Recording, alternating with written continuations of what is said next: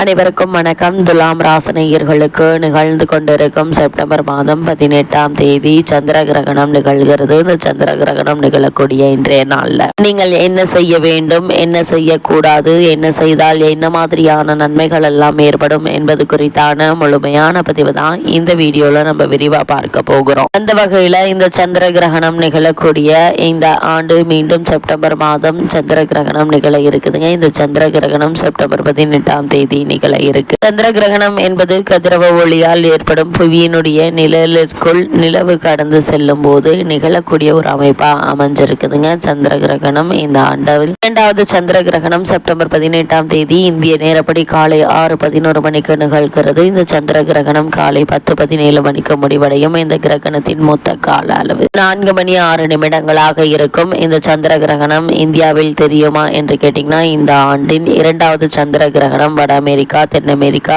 ஐரோப்பா மற்றும் ஆப்பிரிக்கா உலகின் இரவு பகுதியிலிருந்து சிறப்பாக பார்க்கப்படுங்க. இந்தியாவின் பெரும்பாலான பகுதிகளில் கிரகணம் தெரியாது. மேலும் ராஜஸ்தான், குஜராத், பஞ்சாப் போன்ற மாநிலங்கள் மற்றும் ஜம்மு அண்ட் காஷ்மீர், ஹரியானா, மகாராஷ்டிரா, கர்நாடகா போன்ற மாநிலங்கள் உட்பட நாட்டின் பிற பகுதிகளில் பின்னம்பரல் கட்டம் மட்டுமே தெரியுங்க. அப்படிப்பட்ட இந்த சந்திர கிரகணத்தின் போது நீங்கள் என்னவெல்லாம் செய்யக்கூடாது என்று பார்க்கும்போது, சந்திர கிரகணத்தின் போது எதிர்மறை ஆற்றல் அதிகரிக்குங்க. எனவே இந்த நேரத்தில் பகவானை நினைத்து வழிபட வேண்டும் என கூறப்படுதுங்க. அது மட்டும் இல்லாம கிரகணத்தின் போது பயணம் செய்வதை தவிர்க்க வேண்டுங்க. கிரகணத்தின் போது உணவு சமைக்கவோ, காய்கறியை நறுக்குதல் மற்றும் உரித்தல் போன்ற வேலை செய்யவோ, உணவு உண்ணவோ கூடாது என கூறப்படுது. அப்படிப்பட்ட இந்த கிரகணத்தின் போது செய்ய வேண்டியவை என்ன என்று பார்க்கும்போது, உணவு மற்றும் தண்ணீரில் தர்பை அல்லது துளசி இலைகளை போட வேண்டும். அதனால் கிரகணத்தின் எதிர்மறை தாக்கம் அதில் ஏற்படாமல் இருக்குங்க. கிரகணத்திற்கு பிறகு அவற்றை உட்கொள்ளலாம் என கூறப்படுது. கிரகண காலத்தில் ஸ்தோத்திரங்கள் சொல்லி வழிபடுவதால் கிடைக்கும் பலன்கள் பன்மடங்காக இருக்குங்க. கிரகணத்தின் போது கடவுள் வழிபாட்டில் அதிகபட்ச நேரத்தை செலவிடுவதால் நன்மைகள்